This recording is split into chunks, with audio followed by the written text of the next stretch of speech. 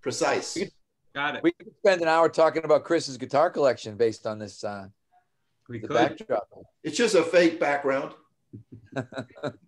I'm kidding. So are we recording now? We're live. We're live. Hey, this is the 11th TFC Zoom podcast, number 11. And this time, Chris Gorfist and I are going to be talking with the legendary Michael Boyle of the S&C world. And I can't wait to get into this. I absolutely loved your presentation, Mike. And it wasn't just because you mentioned me several times, even though that was very kind of you. It's just so nice to hear a weight room centric guy finally start to get it. Wow, it starts right in. How we go? We're at the 1 minute mark. You're right. Yeah, I you know me. I've been singing your praises since before I brought you out to speak. But I mean, the reality is, and I've said this 1,000 times in the last 2 years. Your influence has been the single biggest program change, maybe that we've ever undergone. So, I mean, that's a really big thing because I'm like you. I'm 40 years in, so to say that somebody, made us really pivot and really look at things differently is a big deal. Well, and I think too that it's interesting that it wasn't the complexity of what I talked about. It was rather the simplicity, right? Yeah, I don't think there's any complexity to what you talk about at all. Like, to me, it's so ridiculously, that's what I mean. I think it's sometimes that like bop on the head. I always say that I didn't use this slide in this talk, but I have a Dumb and Dumber slide, the aha or the duh moment, you've got to decide which one it is. And it was more like the duh. I can't believe that I didn't really think about this or think about it in this way or frame it this way or whatever it was at that time. And part of it is, like you said, part of it is just we've got a built-in bias. We're strength coaches. I mean, I'm a strength coach. You're in a different world. You guys are track coaches, but I'm not. Like, I came out of, I've been in strength and conditioning my entire adult life. Literally, I started coaching at 21 years old in college and very much did what everybody else did, at least in the beginning. Or again, I'd probably not what everybody else did, but it was pretty conventional. I mean, we back squatted and we did hang cleans and we did bench presses and we did 1 rep maxes. And then, slowly I progressed into a different thought process, but not to where we are from a speed standpoint. And part of that is just, I didn't think we were doing a good enough job getting people faster. So you have to keep investigating that. Like, you have to keep looking and saying, okay, is there a missing piece? And, feed the cats, but really sprinting and timing, right? Well, that's what I mean. Timing. Well, that's what I'm saying. I was going to say sprinting, not running. We ran a lot, but sprinting was almost elective in the sense that some people were probably giving you 100%. Some of my more talented guys were probably giving us 80 until we brought the timer out. And again, I should have known this. I can go back, 20 times in the last 20 years to the point, I love the Buddhist quote when the student is ready, the teacher appears. And I feel like that was the situation with you. Because Chris, to be honest, we can flatter Chris a little bit here. One of the guys that works with me has been talking about Chris for 10 years. He's really talking about my guitar collection is what he's talking about. Just about timing it, but and I was kind of like, like I said in the presentation, it's a pain in the ass. We got to set up the timers. It takes too long. We're running sprints. Like, I had every excuse in the book. And the funny thing is that was the one difference. He runs our other facility and he would have his timer out all the time, timing people because of Chris. And then for whatever reason, Tony resonated more with me. And suddenly, and I don't even know, like, I don't remember which article it was. Like, I don't even know if Record Rank Published was the first one or that. No, it was 10 facts I wish every football coach knew or something like that. Something like that. Yeah, I was very hyperbolic in the whole thing, making fun of bodybuilders and blah, blah, blah. And I think you said that I was a fellow heretic. And I had to look up heretic. And when I looked it up, I liked it. Yeah, and I was gonna say now you use it all the time. See, so that's good. I'm glad I contributed. Except when it's in the historical sense of burning the heretics, then it's not so great. No, that was not a good thing. I still have nightmares about that. And one other thing about your, it's a total flip that one of the reasons why you didn't sprint was because of injury fears. Right.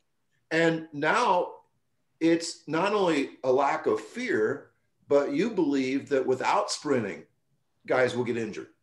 Absolutely. There's no question. So, and it's fun. You saw JB Marin's article, and I referenced it in the presentation, but it's great because he leads in with the article that, good athletes get hurt doing high-speed sprinting. Therefore, good athletes shouldn't do high-speed sprinting. Like he leads with something effectively like that in the first paragraph of the article. And I think that was a lot of what we looked at, in terms of what we saw as strength and conditioning coaches, because again, we were just doing it all wrong, right? We're running 40s with a bunch of dumbass football coaches, and we're doing it at the wrong time, and we're doing it without the right preparation. But the net result is we're getting, whatever. Every time we timed guys, we'd get 3 or 4 pulls every time. And I used to dread those days. I'd be like, oh God, like, do we have to time 40s? Like, does it really matter? And at that time we were doing a lot of 10s. And the crazy part is I had unbelievable success with NFL Combine guys doing exactly what I'm doing now, or a modification of what I'm doing now. We timed all the time because we knew they were being evaluated based on time. But I think generally in training, we just felt like we don't have time for that. We don't have time for the setup. We don't have room in the weight room. There were all these things because, again, we were strength coaches. I was a heretic when my first big weight room had track surface in it, and every person that came into my weight room, to a man, walked in, looked at the empty space. We had 4 lanes of, at that time, Mondo track, and everybody was like, "What are you going to put here?" And I was like, "People." And they were like, "What do you mean? Are you still waiting for stuff to come in?" I'm like, "Nope, not waiting for anything to come in. We're going to have a big open space where we can do our sprints." But we did like Vern Gambetta stuff, pal drill, lean, fall, run, all that stuff. And that's all good stuff for warm up. But it really, the difference, and obviously you watched the presentation, is when you realize, and I've said this to everybody, when you start to see sprinting as a tool versus a test, everything changes. And that was what you got me thinking about, because you're sitting here saying, wait a second, I don't care if my sprinters lift. And I had to think about that. Because I remember listening to you say that, and I'm like, he doesn't care if his sprinters lift, but his sprinters are getting really fast. And you start looking and saying, well, wait a second, why is that? And that's where, like, I had that Carl Lewis, Ben Johnson slide, because I can always remember people talking about, Lewis kind of was disdainful of the weight room. You never saw videos of Lewis lifting, and you never heard stories about how much weight Lewis lifted. And you heard things like that he didn't really lift, or that he didn't like to lift. And he was probably like an extensions and curls and calf raise kind of guy, just go in and do some stuff. So he said he did it. But but the common denominator with those guys was sprinting. And that's, so I guess, like, for me, that was, the big epiphany was, okay, wait a second. Now we've got this super powerful tool, and we got to figure out how to wield it, because I think that's the difference. And that's why, like, my progression is a real sissy progression compared to what you do. We do all 10-yard fly, but we start with 5-yard fly in, then we go 10-yard fly in, then we go 15-yard fly in. This summer we progressed to 20-yard fly in, and we still had no one get hurt. And the difference for me is we did thousands of reps because of our business. I mean, we're not talking, and not track kids. It's funny because I started today, I'm thinking about doing this talk. I just had my son at the gym. I literally just left the gym. I just shoveled down food for 14 minutes and then came and got on the phone with you guys. But my next talk is going to be cats to kittens, or kittens to cats, because that's really what we're doing. We're not taking genetically gifted people who want to run track. We're not even generally taking genetically gifted people. We're taking anybody. And your own son was not very fast. No, he was very slow. Right? He's really improved. Oh, frighteningly. I mean, this summer or last summer, he made the the 75 cut to go to the under 15 national team for lacrosse. So he was in Baltimore, which theoretically was the top 75 kids in that age group. And the biggest difference in him from 12 to 15 is his ability to run. But you're talking about now standing 10, and Chris will appreciate this. 187 was the first day. 187 is sundial slow. I mean, it's like really, and he looked at me, he's like, I'm slow. And I was like, yes, you are. He said, we can change that. But, I bet within 2 weeks, he was 167 because he was just starting to figure out like, oh, if I try harder, I actually run faster. And that's kind of what we're seeing is when you put, like you said, record, rank, publish, when you put the timer out there and you tell someone the time, it's very direct feedback. And you're into the Peter Drucker thing, what gets measured gets managed. And people start looking at this and our guys, it's like, it's interesting. That's probably your grandson in the back in the picture under the feed the cat looking at, right? But people start figuring out, if you listen to like the Altus guys or whatever shapes, they start to get to the right shape. And that's what we've realized. Like we don't do any teaching of running at all because and this is what the presentation was about. We don't have time. I don't have time to teach running. Right now, because of COVID, I have 1 hour to take a kid through a strength and conditioning program, which means, warm up, speed, plyos, power, strength, 1 hour.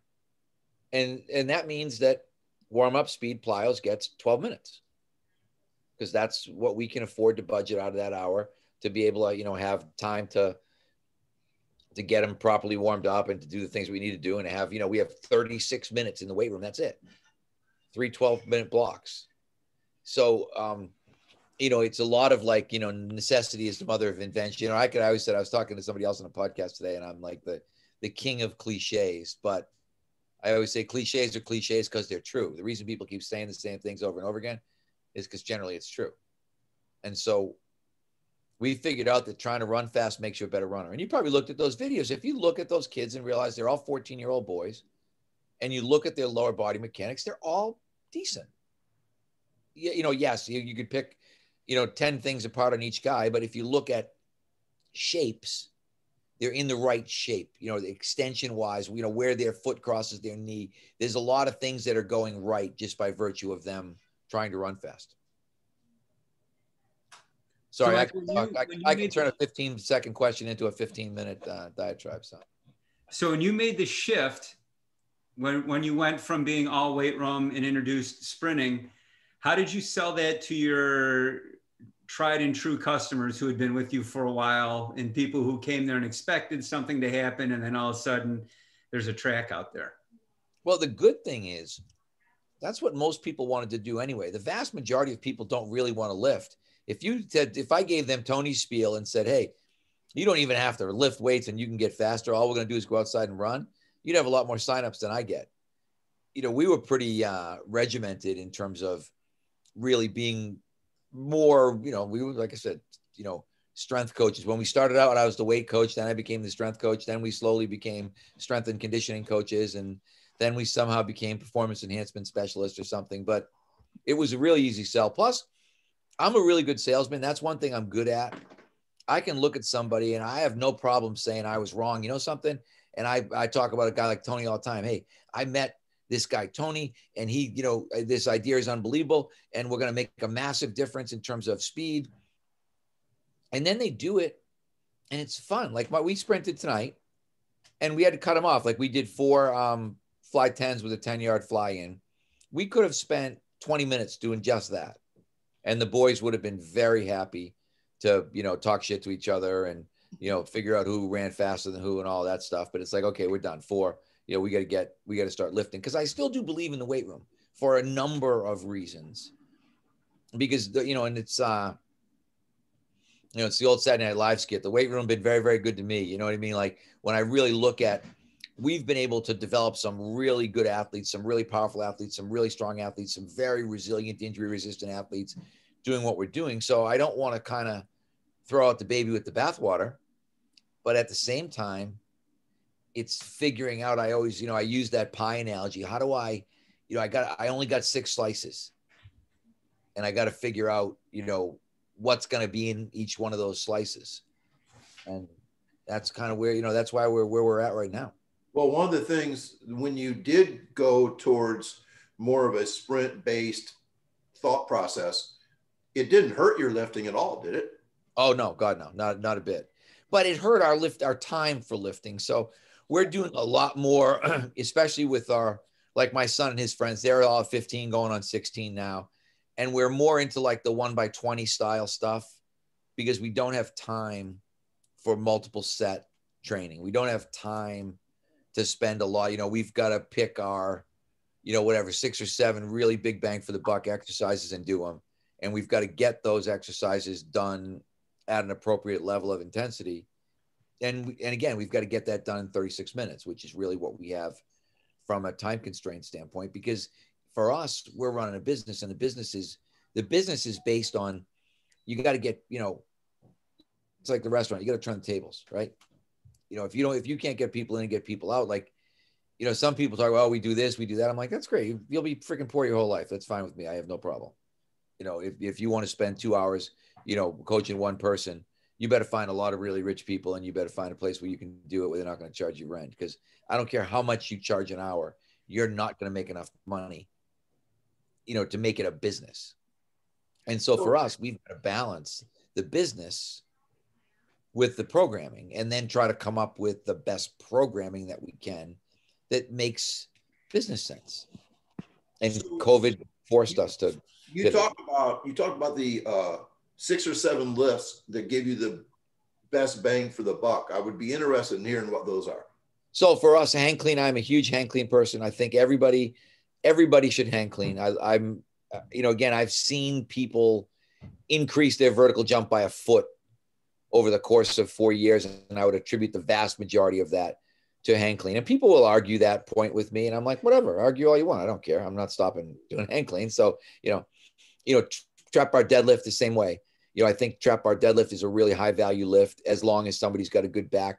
We do what we call a 1-leg deadlift, which I called a skater squat early on, but it's really more of a deadlift motion.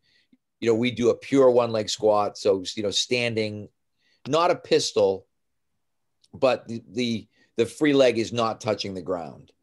You know, we bench press, we chin up, you know, those, you know, ring row, like it's literally for us, you know, we need a vertical and horizontal pull. We need some type of horizontal push. We need a knee dominant exercise. We need a hip dominant exercise. And then, you know, I heard Cal making fun of core the other day, but you can't go wrong sprinkling a couple core exercises in there. It's like, you know, I always said it's one of those things that if I find out 10 years from now that it was really bad for you, I will have wasted 2 minutes of the training session, and it won't really make me feel all that bad. But I do believe when you see somebody try, when people say planks are useless, I'm like, well, how come so many people can't do them? You know, kind of like, I don't think it's useless. When you start thinking about the function of your anterior abdominal wall being to position your pelvis correctly, and, you know, even looking at it and saying, well, it's remedial. Yeah, it's absolutely remedial. But the vast majority of people suck at it. You know, they don't have really good anti-extension kind of core strength. So developing that, you know, but again, if you said 7, there'd be no core exercises in the top 7 for me, but we throw them in between, you know, we throw a couple in at the end or whatever, just enough to feel like, you know, if we're right, great. If we're wrong, didn't cost us a lot of time, but it's very minimal. And, you know, I've been making fun of, you seen it on Twitter, you know, periodization, like I'm not a big, you know, I'm a big progressive resistance exercise person. We want to do something harder than what you did before. We want to keep trying to progressively get people stronger. And I'm a big, I don't know if you read Zach DeShan. He'd be another guy for you to get one of these times for a TFC. He's at TCU. Oh, the baseball guy. I love the guy. Yeah, baseball guy. Yeah. Really smart kid. But his book, Movement Over Max, is one of the things he talks about in Movement Over Max is just the idea that, you know, if you can get a kid in middle school and get him to lift twice a week till the time he graduates from high school, you're probably going to have a pretty good athlete because you're going to get about 600 workouts in. And that's reality. Like my son, my son now is almost 6'1", 170. He's not quite 16. He's gained 60 pounds in the last 2 years, all lean something, you know, not muscle because a lot of it's bone because he was probably 5'2" when he started. But, you know, and we just go and plug away. You know, we're like freaking, the tortoise and the hare, you know, slow and steady wins the race. Just keep going in and try to do one more rep. Try to do, you know, we've done all kinds of stuff for a while when they were littler and they weren't as strong. We were on 5, 6, 7, 8, 9. So, you know, if they could bench the 45-pound bar 5 times, then next time try to do it 6. Next time try to do it 7. You know, I mean, really basic like PRE shit from, you know, you'd probably find in, you know, Ironman in 1965 or something like that. And it's nothing, very, very little that people would consider fancy. So with COVID and your reduced time, you just do your base 7 lifts? Because I think in your presentation, you have someone come once or twice a week, and then you have a sprint as part of that station because you kind of rotated through. Yeah. And, you know, so we come in and, you know, we foam roll, we stretch, we do our dynamic warm up, we do a circuit. You know, we have what we call sprint, jump, throw. And really what we use are the old, like the Speed City acceleration ladders, you know, again, for like spacing, the wicket kind of idea, just to get some warm up runs in. And we'll do, you know, a couple of plyo drills and we'll do a couple of med ball drills, you know, generally some type of rotational throw, some type of chest oriented, you know, shot put or chest pass or whatever it is. You know, a couple runs through the acceleration ladder just to try to get, because I do like some of the Altis stuff. I like the idea of kind of, you know, rhythm and projection. And I do think that's what the wicket idea gives you, but wickets are wicked impractical. How's that for a joke? You know what I mean? Because it just takes way too much time to try to set up wickets correctly. Like if you got a track practice and you can, you know, you want to kill an hour, go ahead. But, you know, when I got like 5 minutes to get warmed up, throwing those acceleration ladders down on the ground and at least having a pattern of, you know, they increase in 6-inch increments, very similar to what, like, you know, the idiot's wicket program would be like. If you said, okay, wickets for dummies, you know, Anderson or somebody would say, okay, just, you know, start at this distance and increase 6 inches as you go out. And that's kind of what we do. And then we go run sprints. You know, we go with the timers out, the timers set up. We have a lane set up with like orange construction barriers in the weight room. And it's like, okay, you get 3 times or 4 times, whatever, you know, really whatever our time kind of permits us. You know, we're always looking at who's behind us, who's the next group, who's going to come up on top of us. Cause we're running 8 kids every 15 minutes for, you know, in the afternoon after school, probably, you know, 3 or so hours. So we're going to run a lot of kids through what I would consider to be a really comprehensive strength and conditioning program, like what I always model it on what I'd do if I was a college strength coach again, because when I was a college strength coach, that's what I did. It's not the ability to impact one person that matters. It's the ability to impact, you know, one team, multiple teams. Like we had one year where we came in like 5th at Boston University in the Sears Trophy. The Sears Trophy is like, you know, overall winning percentage of your athletic department. And we were like up with like Stanford and Notre Dame because we won the national championship in hockey. You know, we had great field hockey. We had great soccer. Like we had a lot of really good teams and they all trained. And, you know, again, people would say, oh, it's generic. You do the same thing with everybody. I'm like, yep, generic. We do pretty much the same thing with everybody because what we're shooting for mass production. And we want to see, can we mass produce strength and speed and power and, you know, get people to improve. And we've been, over time, we've done that pretty successfully because we're still going. It's interesting that you and I are about the same age. I guess probably the same age. You were born in 59. We're not about the same age, Tony. We're the same age. We're the same people. People are probably looking at this and thinking, which screen am I looking at right here? If I put a hat on. And I was thinking today, you know, about some nostalgic stuff. And both of us are coaches' kids as well.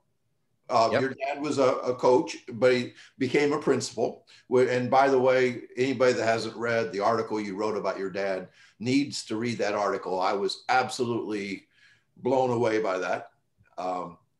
Thank you. That was what I was thinking was I never touched a free weight until I was a junior in high school.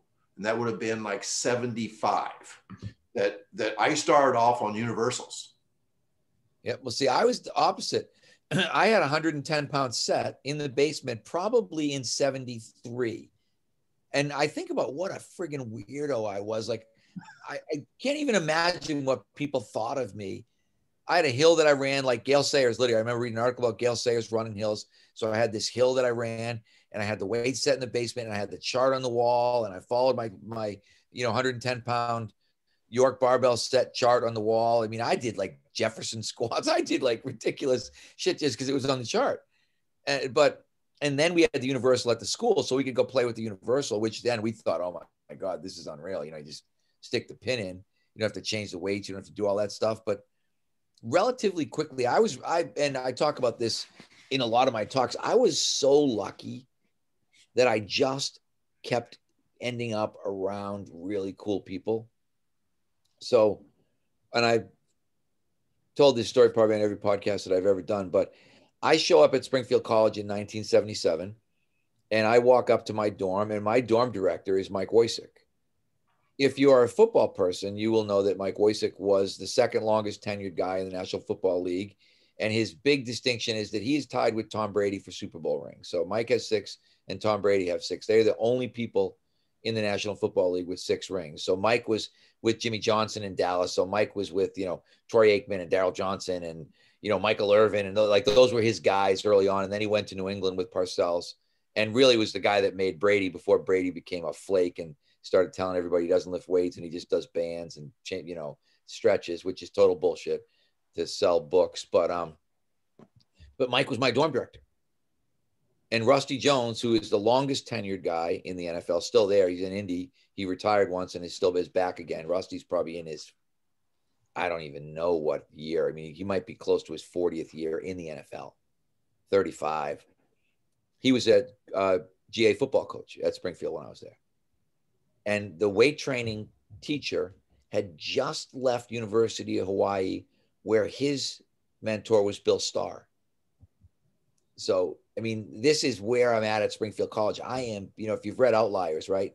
I'm in the freaking hothouse. I'm in the Mecca. Rob Lasorsi, Rob in the track world. Have you guys ever run across Rob? So Rob was my training partner. Rob was a thrower a year behind me. So Rob and I used to just go and lift with the throwers because I was like a wannabe football player who was kind of lost. I realized, I said lack of size, lack of talent caught up with me in college. And, but I just, I found the weight room and I found these guys and I just go work out with the throwers. And then I get into like bigger, faster, stronger stuff and looking at Stefan Fernholm, who's unfortunately dead now.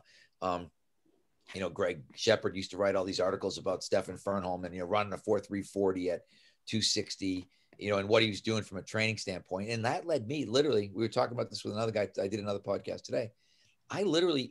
Or people say, I don't know if I did or I didn't, but I was maybe the first person to ever train somebody for the NFL Combine. And there's a book called The Draft. This guy, Pete Williams, says I invented that combine training.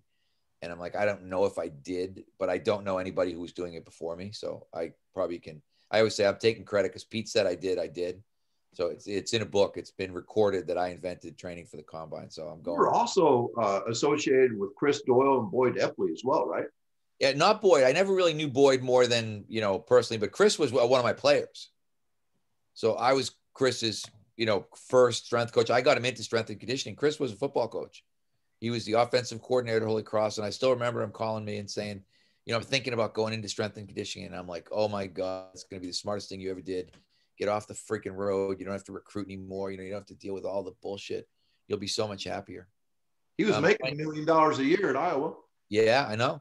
Dwayne Carlisle was one of my first athletes at BU who ended up being the 49ers strength coach for a while. He was one of our jumpers, but he was a kid walk on. He walked on at BU, started training with this kid, Billy Brooks, who was the first guy I trained for the combine. Billy Brooks played like 15 years in the NFL. And actually was like director of community relations for the Colts for a while. That was his last job before he retired. But, and this is how small the world is, but Billy and Dwayne trained together, and Billy was just super meticulous, was just wanted to get better. And I was just running around to conferences trying to figure out how to keep up with Billy. But Dwayne jumped in with him and went, I think his long jump increased by like 3 feet that year. And he got a full scholarship to Maryland. Maryland came in and scooped him out of BU's literally off their team, was like, okay, kid, we got a full scholarship for you here at Maryland to be this. So I only had Dwayne for a year, but we've had a lot of guys that went on to become strength and conditioning coaches from those those kind of early years. But it's, it's the world gets very, very small. It's really funny. So Billy Brooks's girlfriend in college was a woman named Sybil Smith, who was a swimmer at Boston University, one of the few African-American swimmers that we had. But her daughter is Sloane Stephens, who, the tennis player. I'm watching tennis one day and I'm looking at the woman in the stands and I'm like, Sloane Stephens. But Sybil Smith married this guy, John Stevens, who was a running back for the Patriots. And they had a daughter who's now like, one of the top 10 in the world, but another one of our, like, child of our BU athletes. It's crazy. Coach, we got a question here. How would you program in season for professional baseball? How much sprinting and weight room volume would you shoot for each week? All right. So it's really interesting. So because I've done 2 years of professional baseball, and I think you did some stuff in the baseball world the last couple of years. You have 3 distinctly different groups of people in baseball. Baseball is as unique a sport as there is in the world, in the sense that you have 5 starting pitchers who are in their own world. They're the alpha males, they're the studs, and they're in an off-season program all year round, basically. You've got 10 or 12 relief pitchers who are, they're not the alphas. They're kind of the betas. They're like not the starters, but they have to be ready to pitch any day, anytime. And then you got position players. Like with position players, it's like you do the least you can possibly do, because the position players, literally, there's nothing. Baseball is ungodly in terms of what they ask you to do. It's 100, I think it's 160 games in 170 days or something. Like there's 10 off days. And of those off days, like if you're the Red Sox, if you're a coastal team, 5 of those off days are coast to coast travel the night before. So you would do, once the season starts, the amount of sprinting and running for position players is very, very minimal, because those guys are just unbelievably stressed out. They're getting 20-minute lifts a week, and they're going to hang on by their fingernails to get to the end of the year. With your pitchers, it's totally different, in terms of, with pitchers. And again, if I was back doing it right now, I'd be feed the cats. We'd have, 2 days, we'd have the timer out and we'd be running 10s. Because running poles. What? You're not a poles guy? No, we would never run poles. We did run, actually, we did run some poles, because some of the things with the pitches is you just want to get them doing something. And poles aren't the worst thing in the world, compared to, guys putting their army boots on and going for 5-mile runs. It's like, baseball, baseball is pretty scary in terms of how far behind they can be, particularly with some of your older veteran guys. But, the starters are on basically what amounts to like a kind of bastardized 5-day off-season program. Like we would do like a lower body day, upper body day, combo day, day off pitch. And that would just roll over week after week after week. The pitchers, the relief pitchers were 2-day total body. And they were much more intensive than the position players, because again, you got a guy who might be asked to throw 10 pitches. The vast majority, like if your long guy was only getting used if you were getting shelled by somebody, and then that long guy might go in and have to throw 40 pitches. And then you might have to do something interesting with him, the next couple of days. But what we did with our pitchers is we just assigned workout days with the relievers. So relievers lifted Tuesday, Friday all the time, so that no one would ever say, well, I just pitched yesterday, I have to pitch today. Whatever it was, like, we were like, doesn't matter. Tuesday, Friday. And they ran, every day they do some type of running.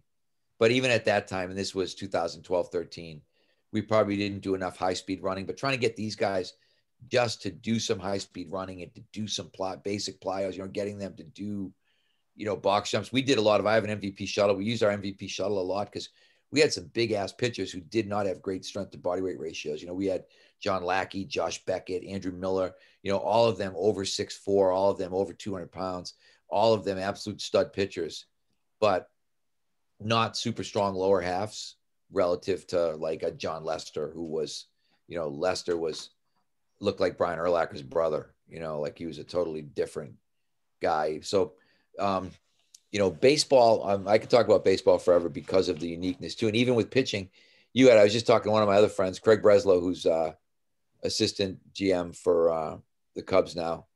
I mean, he was 5'10", 185 and a left-handed reliever. And we had Andrew Miller, who was 6'7" and about 205 and a left-handed reliever. And they couldn't have been more different in every aspect of it.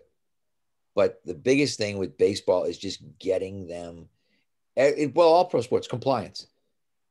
You know, anytime I would be involved in the pro sports world, then my number one goal would be compliance.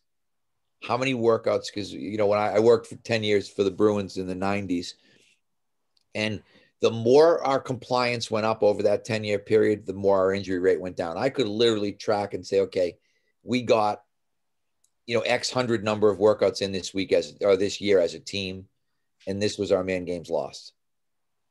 Next year, we got that up by 10%, and our man game shifted down by 10%. You know, the biggest thing with all this stuff to me is it's not rocket science at all by any stretch of the imagination. It's much more just about getting people to do basic shit well. I mean, that's really what it comes down to. Well and consistent. Have you guys read Slight Edge? No. Oh, read Slight Edge. You'll love Slight Edge. Jeff Olson. Show up consistently, show up with a great attitude. Those are Slight Edge principles 1, 2, and 3. But it's a really good book. You also mentioned Think Like a Freak. That's one of your favorites. I love Think Like a Freak, but because that quote, I mean, that's you and me, right? The conventional wisdom is often wrong. Yeah. And acceptance of it can lead to bad outcomes. And that's, I think, so much of, you know, whether it's like, think about track, right? Like you guys, I mean, I was at Boston University. We had a top 10 national track program. We had world-class throwers. We had world-class jumpers. We did not have world-class sprinters. We had world-class distance runners. We had 3 7-foot high jumpers when I was first there.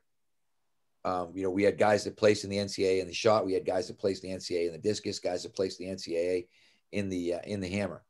You know, and it's like, I don't know. Track is just a different world because all the rest of the kids were just getting screwed. It was, you know, I had a track coach that tell me one time that the ideal distance runner would be legs and lungs. If you could remove everything else, that would give you the best possible chance of high performance. You know, and no, like I always said, track coaches, I gave up on track coaches 30 years ago. I used to tell people, don't even listen to track coaches. They don't know what they're talking about. Because you know what track was to me? What I saw in track was, hey, you know something, Tony? You suck at the 100. We're going to try you in the 2. And if you suck at the 2, we're going to try you in the 4. And if you suck at the 4, we're going to try you in the 8. And if you suck at the 8, we're going to make you into a really good miler because you're a worker, Tony. You love to work. You know, we're just going to put miles on you and you're going to get better. And I'm like, no one got better. They got in better shape probably. They were able to maintain their slowness longer and have it be less relevant to the outcome of the race. But I didn't know anybody in the East who could coach a sprinter. Not one person. There was not even a person to talk to when I was like, you know, in my youth about sprinting. And in some ways I'm lucky, you know, I found, and as much as Vern Gambetta can be the crotchety old man of strength and conditioning, yes. You know, guys like that were really helpful. Don Chu was really helpful. I always tell Don Chu, I make fun of him. I'm like, Don, you know, when I was a kid, you were my idol. And he gets pissed because he's like 70 now and I'm 60, whatever. But, you know, but when I was 20, he was 30 and he was literally writing the book on plyometrics. I look at that book now and think, oh, I don't really like that book. But at the time that he wrote it, it was a groundbreaking piece of literature. So, you know, it was really hard. You know, we found the late Brent McFarlane was great. You know, I found some of these guys through the NSCA when the NSCA was still a real conference, not the amateur hour for $100 a talk. And, you know, they brought in, they literally had the best people in the world that were there. And you got to listen to them, but there wasn't enough. Speaking of that, you'll appreciate this. And Chris is probably like, holy shit, can this guy ramble? I think I've talked for 42 of the 43 minutes that we've been on here. But I contacted Kevin O'Donnell the other day because I still use my Speed Dynamics videos. I have digitized them. They're on my computer. I still show them to my staff, you know, the Seagraves and O'Donnell video. And somebody had said to me, that they knew Kevin O'Donnell, and he's like in the insurance world or something. And I just sent him a message on Twitter and was like, hey, Kevin, I just want you to know that I still show the videos and your stuff is great. And there isn't enough good stuff like that out there still. And there isn't. I mean, so he doesn't coach anymore. What? He's out of coaching? He's out of coaching. I think he's in the insurance business, in all honesty. The other thing, and I'm going to tell you guys this, you guys need to get out of the like track football, right? 2 sports that are dying. You guys have an unbelievable idea that is like a lot of what I'm doing now is lacrosse because of my son. But you guys have so much more ability to impact people beyond the world that you're living in right now. You've got to really focus on that and realize that like baseball people need you and soccer people need you and lacrosse people need you, and don't make them find you through football.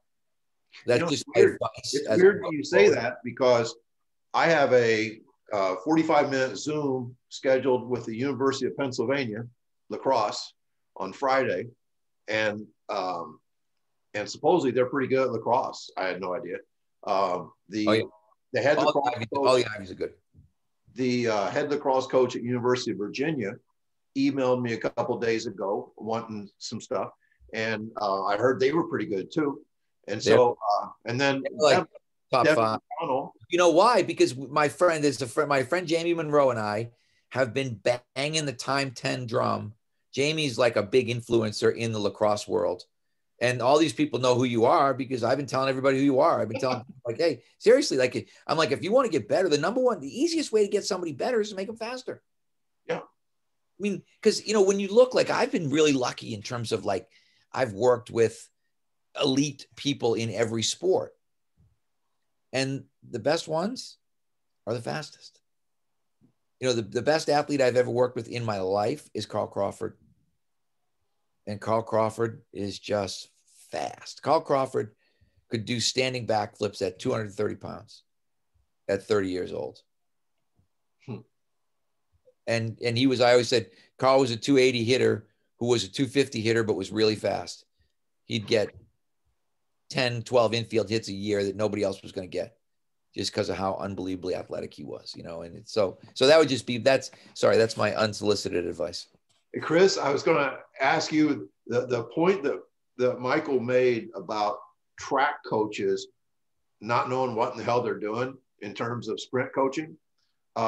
It'd be interesting to hear what percentage of, let's say, college sprint coaches do you think truly know how to make a sprinter better? You asking Chris or me? Chris. Chris. I don't know a lot of those people. You know what the athletes come back and tell you, though. I know what they come back and tell me. So I'm going to say it's not a lot. What? 80-20 maybe at best. No. And probably 95-5 if we were trying to be super honest. I know at the high school level, it's probably about the same. It just all goes back to the idea that God makes sprinters and coaches make milers. Yeah. And it's like everybody loves speed in football and track, but then they really don't do anything to grow it. And when you time, as you know, when you start timing, it not only motivates the athletes, but it motivates the coach. When you see kids getting faster, you know you're onto something. Oh yeah. I told you, Holy Grail. I got the picture of the Holy Grail in the presentation. I mean, it is absolutely the Holy Grail. It is the missing piece. And like, I look at everybody, and in some ways I'm like, I hope no one figures it out, at least maybe till my kid gets to college and lacrosse. But, and then everybody can figure it out after that, because I'm checking out in 3 more years and you'll be finding me on the beach somewhere. But yeah, it's just, it's amazing to me. But like you said, if you think about, the Pareto principle, 80-20, 80-20 holds up in just about every area of life. And maybe, as you said, it might be less than 20.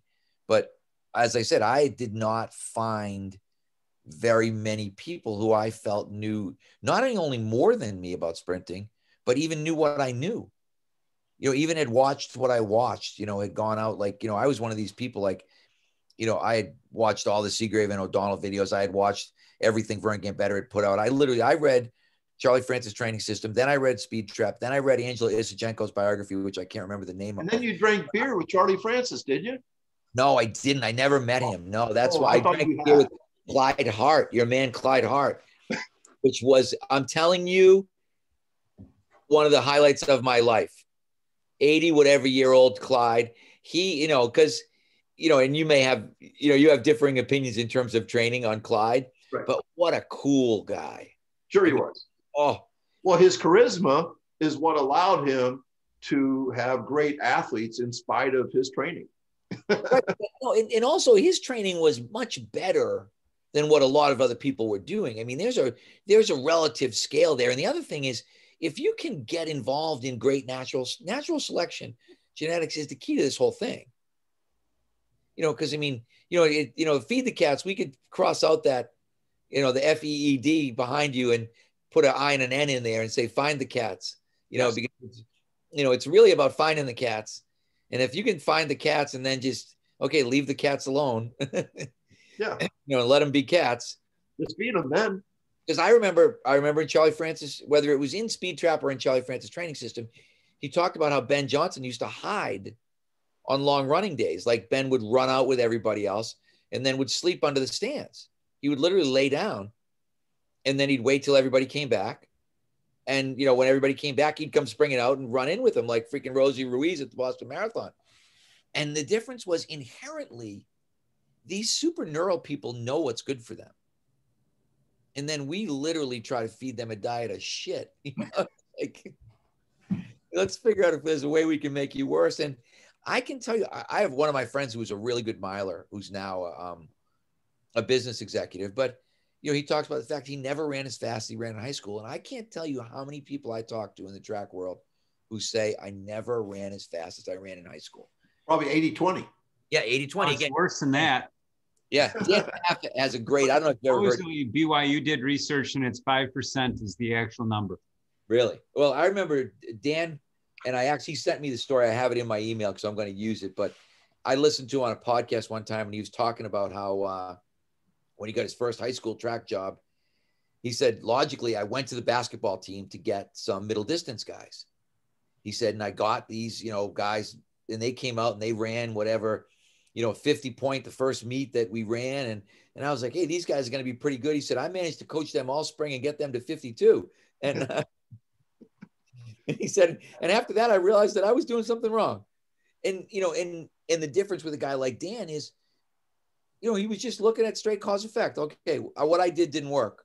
And that's the thing with track is you should be able to look at it and think, if I hurt half the people that I train and those that stay alive get slower, you should probably look at yourself and say, I'm not a very good track coach, right?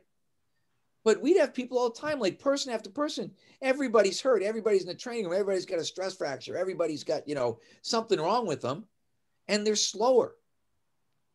And everybody's, they're trying to blame me like it's all the weight room. Like, it's not the weight room. You don't get stress fractures in the weight room. You know, you don't get plantar fasciitis in the weight room. You don't get iliotibial band syndrome in the weight room. You get it from doing too much volume. But I mean, and like I said, and we had, you know, at the early time that I was there, we were a national power in track. And then they took our scholarships away and we downshifted. And when we did, it was brutal. You know, you also said in your presentation that if a kid shows up to your facility and he's not feeling well, if he's fatigued, beat up, something like that, you just tell him not to sprint. Right. Oh, yeah. We never sprint. If you don't feel perfect, and I always say, I have another one of my presentations. I always talk about, you know, the idea that, you know, all these kids are liars. I have an X-Files slide that says, trust no one. And, you know, it's basically, you know, what you do speaks so loudly, I can't hear what you say. I tell our coaches all the time, I train our coaches to watch people. You know, if people are rubbing their backs or rubbing their knees or they're over on the side stretching, I'm like, those are all bad signs. And those are all people that we don't want sprinting. Because I want, you know, like you always talk about, right? You know, don't let today's workout ruin tomorrow's workout. You know, I want 0 injuries. I don't want one person to pull a muscle. And in all honesty, last summer, we had one kid with a pre-existing hamstring problem who pulled a muscle. Sorry.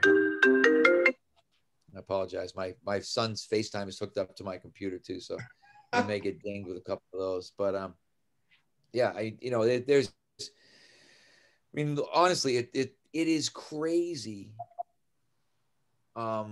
The good thing, and I always say, so I tell our staff this all the time. The good thing is, I always say, in the shallow pool, the midget stands out. You don't have to be really good in our field for people to think you're really good. You just have to not be really bad. I always say that dumb always beats dumber. You're right. I mean, you can be dumb and you will beat a dumber coach. Yeah. And there's so many, because, and this is where you've done a really good job of getting people to sort of examine, like, the grind. Like, we're at the point now, that's the other thing. We do almost no conditioning. And we used to do a lot. We used to push our kids really hard, but it was probably because the kids weren't involved in so much outside sport at the time when we were doing it. And then we just sort of kept doing it because we felt like we should. I'm sorry about that. I keep declining his call, and I'm hoping my son is going to have a half a brain and call him back. I'm going to text him right now and say, call Darren back. Okay, come on. I keep hanging up on you. Sorry. I'm literally going to text my son right now and be like, call Darren back. So stop calling me. Sorry, where were we? This is what the problem with kids. You're pretty old to have such a young kid. I am pretty old to have such. You're absolutely right. I was a late bloomer. I always say there's only one way to not have kids, and I wasn't signing up for that. So, yeah, we have my daughter. I have a 21-year-old and a 15-year-old. So my daughter was born when I was 40, and my son when I was 45. How good of a hockey player is your daughter? In all honesty, she's very, very good. I think she was second in the nation in Division I in power play goals last year. And I think she was the 3rd or 4th American in goals. She was, I think, 10th or 12th in goals in Division I. She had 22 goals, but I think she was 3rd or 4th American. So she's pretty good. And now, do you speed train her? Yep, we do the same. They ran sprints today. They just time 10s, her and her friend. I got her friend who's with her downstairs was on our last Olympic team. She's staying with us for a couple of weeks. Caleb Barnes, she made the Olympics. She was in that gold medal team, that won in overtime. And they were sprinting. Everybody sprinted today. I've got the top women's lacrosse attack player in the world, Kayla Trainer. She sprinted today. I've got the top women's defenseman in the world, this Megan Keller, who you've seen on my Instagram, who's 5'11", 165, and she's running 20-yard flies. I think she's run like 111. She's almost in the 10s. And we've got one girl, Alex Carpenter, whose dad was Bobby Carpenter, who was a first-round pick or a first overall pick in the NHL draft, like in 80-something. She's run 106 with a 20-yard fly. So our girls are getting fast. And it's funny, Alex is the worst-looking runner of the bunch, and she's the fastest.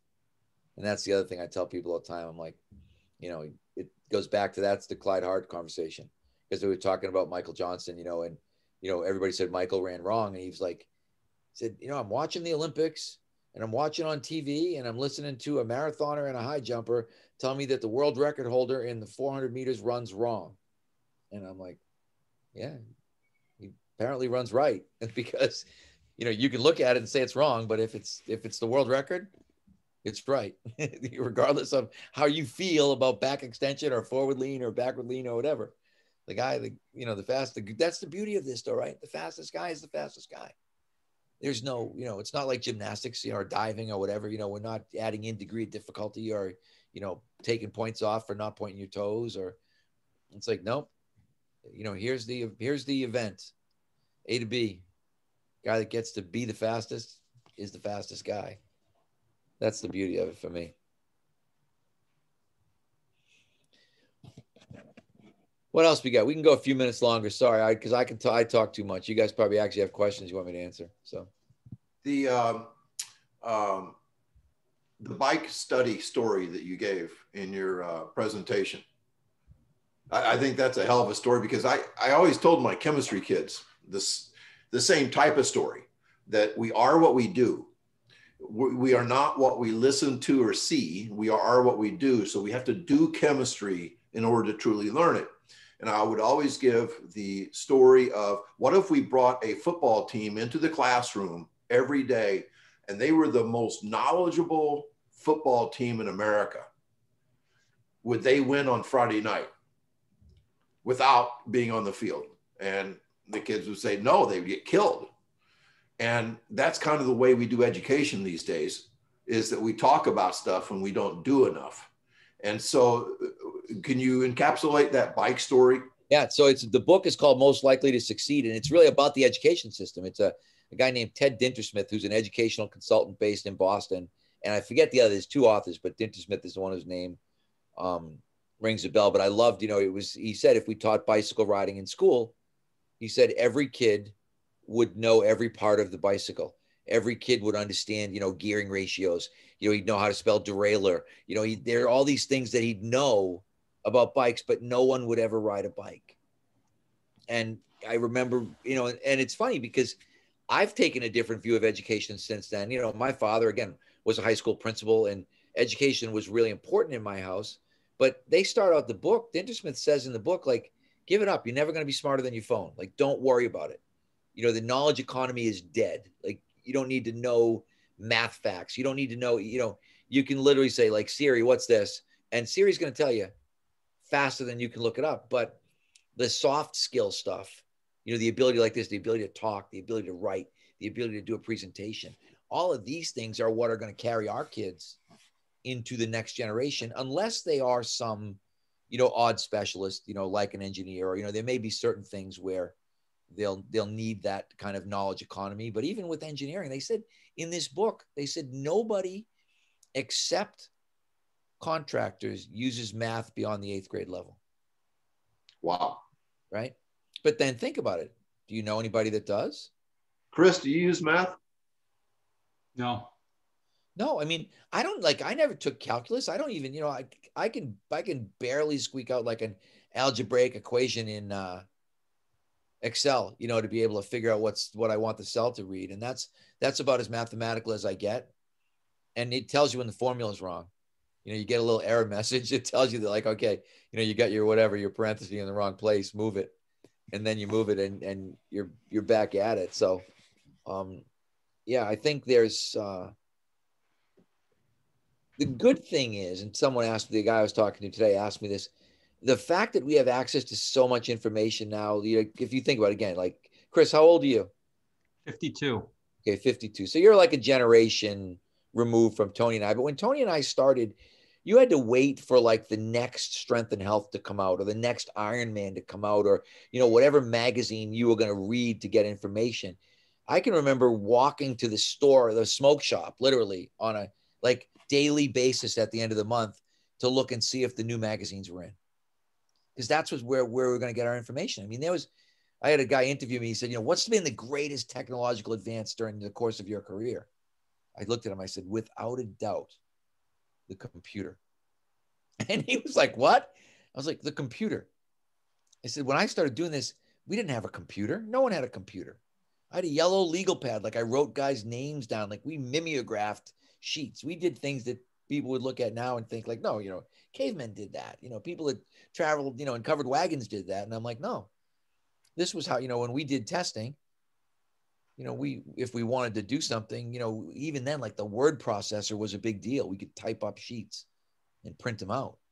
So it's, and long distance phone calls cost money.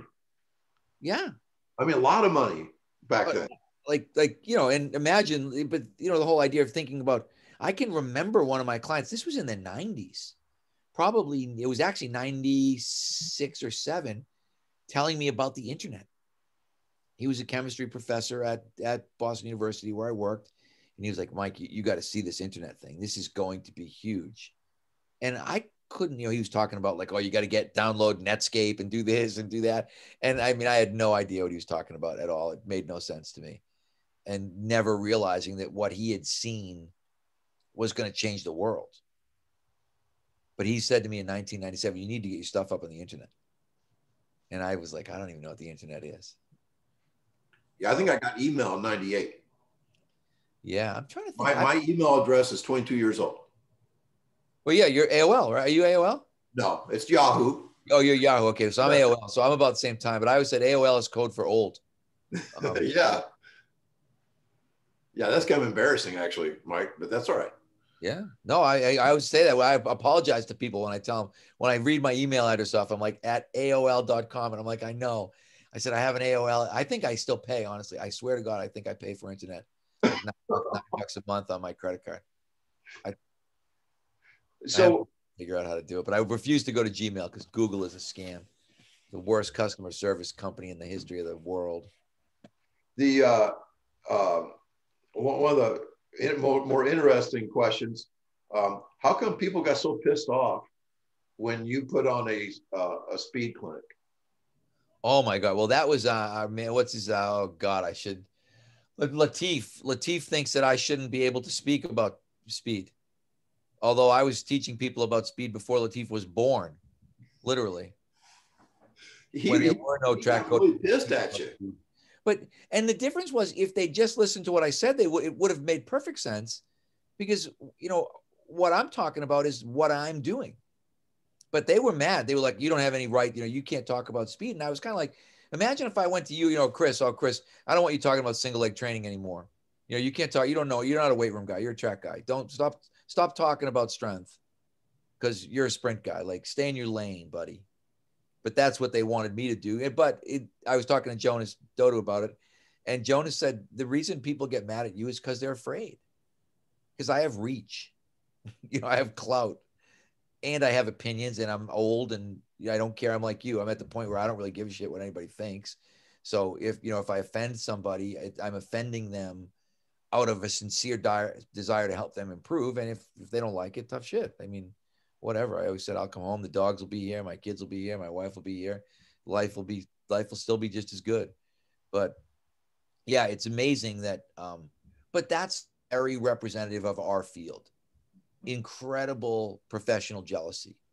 You know, it's like the crab analogy, you know, when you put the crabs in the bucket, you know, if one of them tries to crawl out, you know, the rest of them jump up and pull them back down. I mean, you know, everybody like, no, we're all going to be poor and suck together. Like, this is what we're going to do. Like, no one's getting out of the bucket.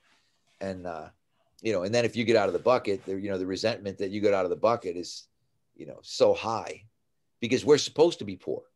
We're coaches, right? I mean, that's the whole idea. Like, it's like a monk order where you take this vow of poverty. And if you try to earn any money, everybody gets pissed at you. Like, I can't believe you look at you charging people. Yeah, it's weird when you're online. Like, I have about 10 professional trolls that, I mean, I just had to mute them, block them, all that kind of stuff. But still, they have parties online talking about me. And if you get a handful of people really after you online, it feels like it's a revolution. Yeah, but I'll tell you, join the club. You've made it, big guy.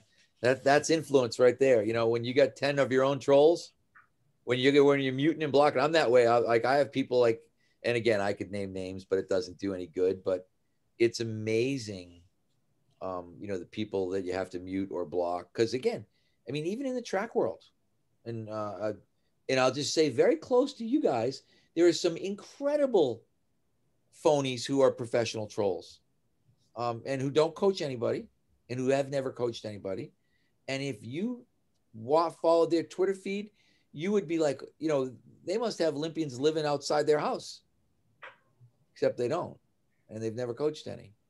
And the bad part about the internet is that there's no editor. Like, there should be, like, some guy should be like, I'm the editor of the internet. Like, I'm going to be able to call bullshit on stuff and be able to say, wait, could you just, you know, show me, like, okay, you said you coached numerous Olympians. Could I just have their names and their events? Because when you throw that out there at people and say, could you just tell me the names and the events of the Olympians that you coached? You know, and then I always tell people, whenever anybody says they can't tell you, they're full of shit. They're lying. Because I've trained literally the most famous, like, actors, you know, whatever, all kinds of people, athletes. No, wait. I want to know what actors you've trained. Dennis Leary. Really? Yeah, Dennis is awesome. He's like the coolest guy ever. Jennifer Garner. I trained Jennifer Garner for a while, which was she's like one of the nicest women that you're like. She is literally as nice as she seems in every interview that she does. She used to come in train with my BU guys. She'd literally walk in like, "Hi boys, good morning," and the guys would all be like, looking like, seriously, like I can't even believe when she was first coming, I told there were 2 guys in the waiting with me. I'm like, okay.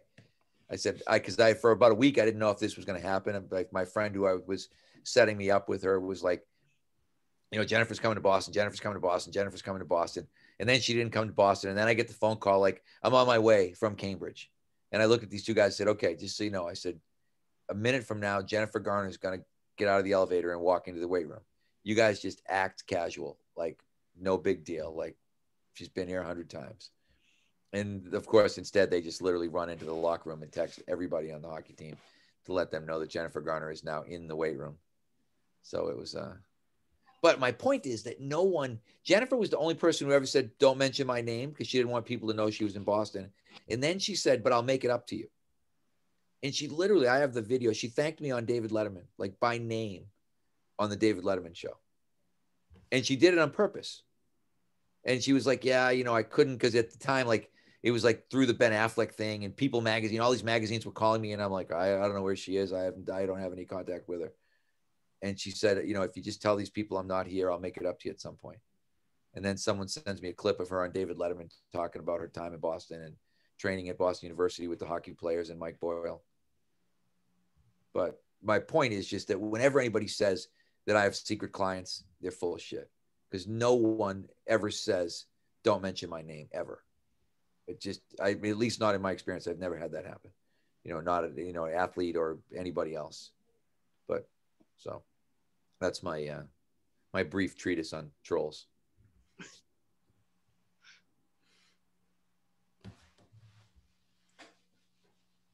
There was something else. What's your future?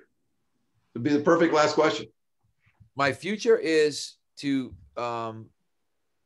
get my son through high school lacrosse and into college. Hopefully, I think the odds are that he's going to be a Division I player, I think.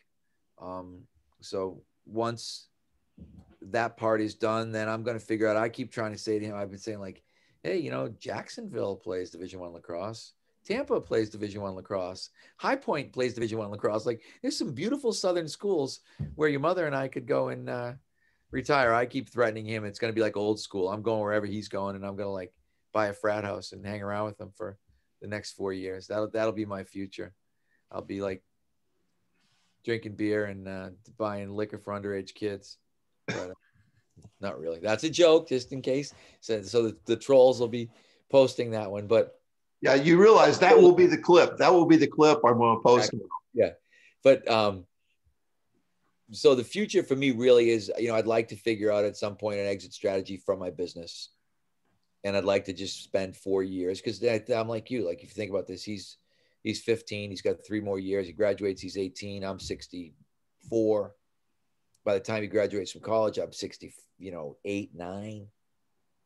Yeah, I want to enjoy that time. I want to be able to see, like, even with my daughter, she's at Robert Morris in Pittsburgh, and I went every weekend. I flew, my wife and I, as much as we could. And if she didn't, I did. I saw her almost every game. That's really what the future is for me. And the great thing is I can still do stuff like this forever, or at least as long as people continue to be interested. And I'll probably do more of this. My wife and I have talked about, because like you probably now, I get lots of opportunities to travel, but it's just impractical when someone says, do you want to come to Australia and talk? I'm like, I'd love to go to Australia and talk, but I don't have 2 weeks to kiss my athletes goodbye and, go someplace and, not mind my business and do the things that I need to do. But I'd like to be able to do some of that stuff. I'd like to go to a Premier League game in England. I'd like to go to Australia. There's a lot of things I'd like to do, but I got one more shift left here of high school, and then I can start to think about that. Well, thank you for speaking at TFC and the Zoom podcast and talking so nice about Chris. Yeah, I was looking at the ratings. I think I'm in 4th and I'm only behind you and Chris and Brian Kula. So I get to come back. That's the biggest thing. I just want to make sure that I don't want to get. You're in the Final Four. If you're in the Final Four at this TFC, you're a big dog. I was actually checking. I was like, hey, I'm chipping my way up there right now. I think I tied Cal, although he might go here. If he hears this, he might go like his own talk, but then I'll go make sure I click mine. But no, but I enjoy, I love what you guys are doing. I really do. And as I said, my only suggestion is to realize that you guys are having a massive impact in places that you're not even aware you're having a massive impact. And so I would tell you to, to spread your wings and realize that, somehow continuing to, to make inroads into these other sports areas, because the information is desperately needed. And you guys have kind of you've got the personality and the charisma and the things that you need to do to really be able to give this thing legs. Cause it's happening. Like there is literally, to be cliche and punny, there's a movement afoot, but there really is. Like people are figuring it out. Between Simply Faster and Brower, you guys, we should all be getting residual checks because people are buying timers like crazy. Brower can't keep up because I'm a Brower guy, just because that's what I've always had, and they literally can't keep up with the demand for their timers, and that's all because of it started with what you guys were doing. So congratulations, and keep it going. Thank you so much. Well, you're welcome, Chris. I'd love to have you out sometime so you can talk too. I think that would be another entertaining thing for our staff once we get past all this freaking. I'll be out. COVID bullshit. I'll warn you, Chris. It's a tough crowd to speak to a bunch of weight room guys. It was one of the tougher crowds.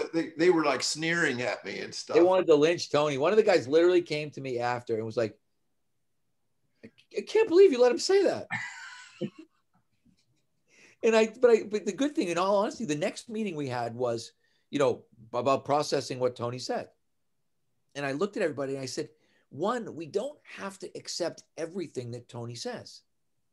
Just because Tony said he doesn't care if his guys lift, I said, and I went into the idea. I said, he's a track coach. I said, that's what he does.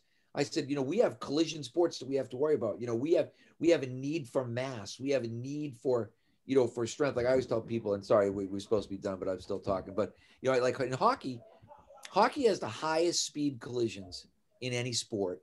And that collision can be with a non-movable object, which is something that doesn't happen in any other activity. There is no other activity when you can conceivably go into a non-movable object at 20 plus miles an hour. And there's the same thing, like the speeds, like skaters, McDavid goes faster than Bolt, I think. And those guys are running into each other at that speed. So you've got like car wreck capability.